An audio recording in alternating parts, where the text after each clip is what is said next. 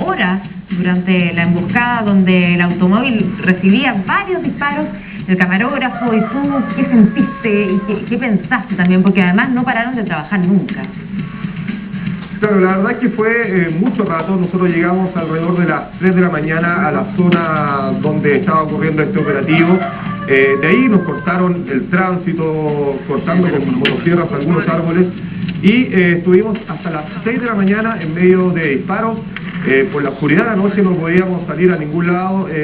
La orden de Carabineros era quedarse en el lugar hasta que amaneciera, y la verdad que ya cuando comenzaron la ráfaga de disparos y uno de ellos alcanzó nuestro vehículo, fue un momento de mucha tensión, muy difícil, pero nosotros, hay que decirlo, mantuvimos la calma solamente nos llevó a que resultáramos ilesos. También hay que decirlo, ocupábamos chalecos antibalas, los cuales siempre pueden servir en ocasiones, sobre todo como esta, donde hay un poco de riesgo la labor periodística, Marichu.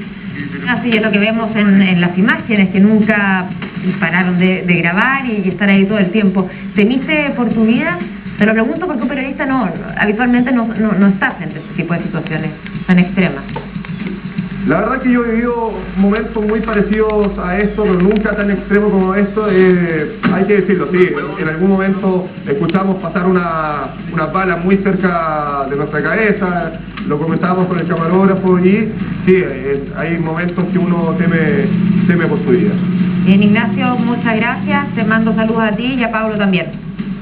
Buenas tardes. Muy bien, muchísimas gracias, buenas tardes.